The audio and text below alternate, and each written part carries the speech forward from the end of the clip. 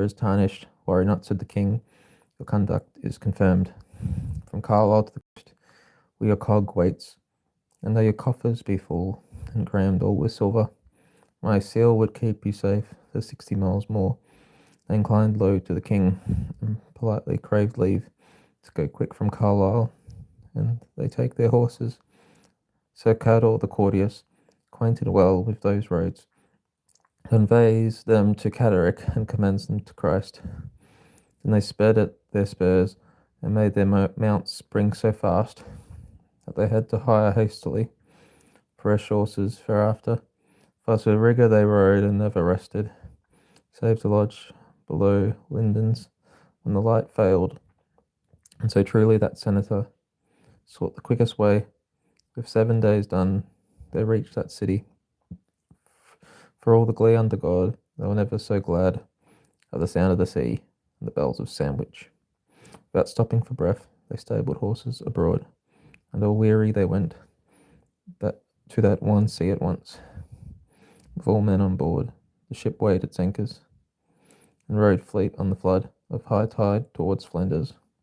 And the Flanders they fared, as they thought most fitting, to Aachen in Germany, and the lands of Arthur, going by Mount Gothard by most grievous ways, and so into Lombardy, which they liked to see.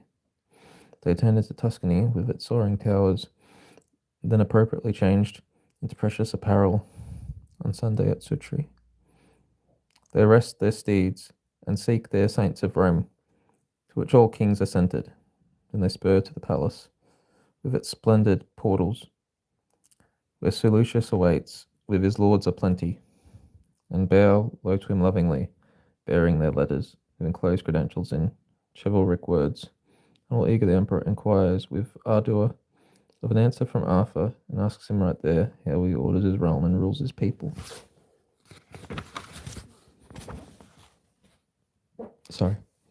And if rebellious against Rome, by what rights he claims this? You should have seized his sceptre and set above him, asserting the royalty of most noble Rome. For you are surely my messenger, a senator of Rome. He should have, out of deference, submitted to you. He will bow to no man, no matter how wealthy, save to he who would beat him with warlike strength. Many will fall first, left dead on the field, before he appears in this place, despite all of your pressing.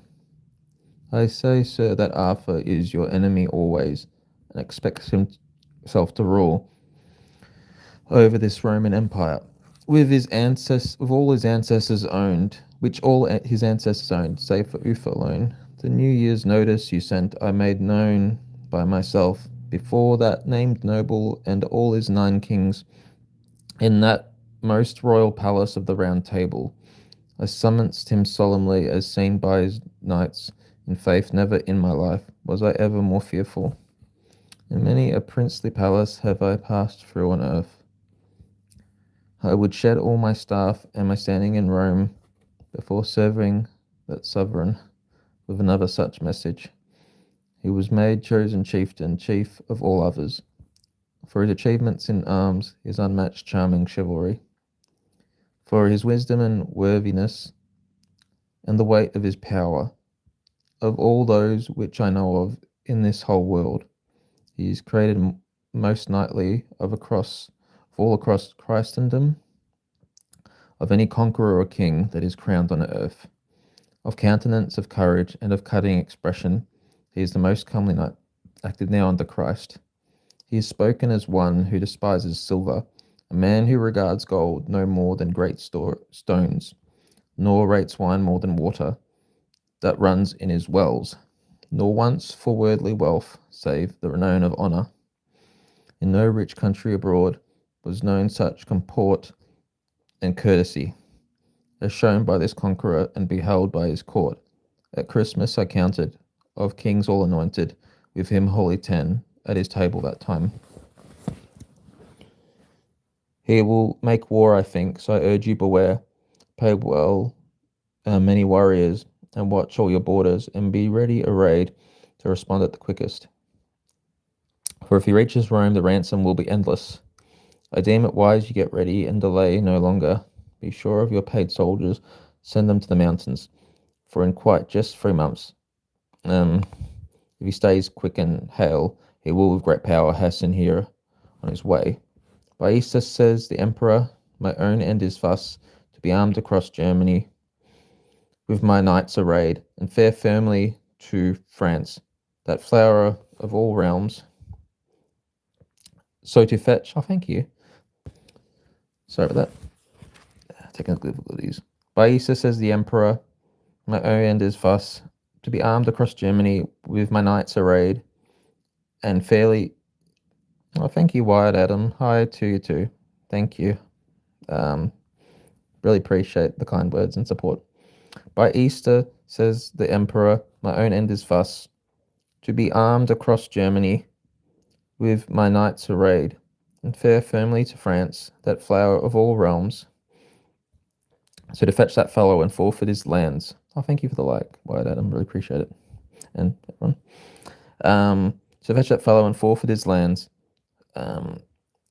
For I shall set captains, both cunning and noble. Oh, thank you. That's so kind.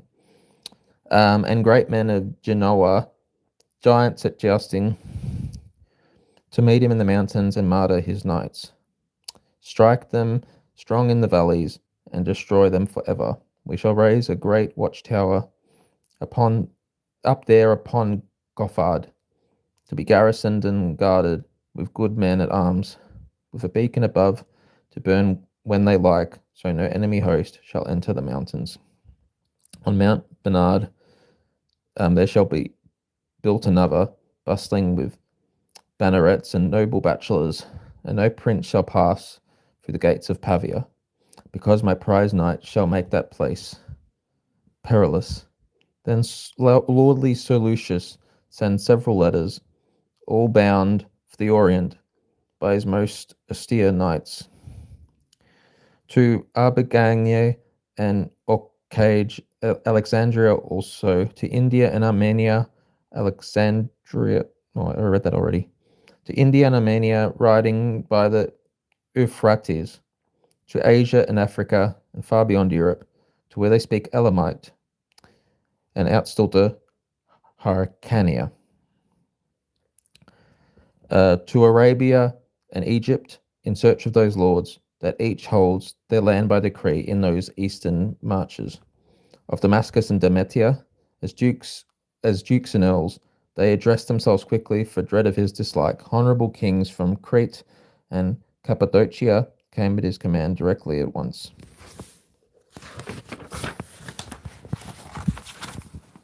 Sorry about that. To Tartary and Turkey, after they received tidings, come terrible tyrants, turning by Phoebus, and the flower of that fair folk of Amazon lands, all shall forfeit their realms who fail to take the field. From Babylon and Baghdad, the noblest knights, boys and high barons, bide idling no longer. From Persia, Pamphylia, and the lands of Prester John, each prince of all power prepared in full view. The Sultan of Syria assembles his knights from the Nile to Nazareth in mighty numbers. From Gadara to Galilee, they gathered at once, the most trusted sultans and servants to Rome. On the Greek sea they gathered with grievous weapons, in their great galleys with glittering shields. On the sea for the Sultan waits the Cypriot king, with all the royalty of Rhodes arrayed with him alone. They sailed with a stiff wind over salt swells, swiftly those Saracens as they saw fit. At Corneto with craft, the kings all alight, with the city of Rome just 60 miles hence. The Greeks likewise were gathered in a great number. I have a sore throat, I'm going to stop, I'm sorry.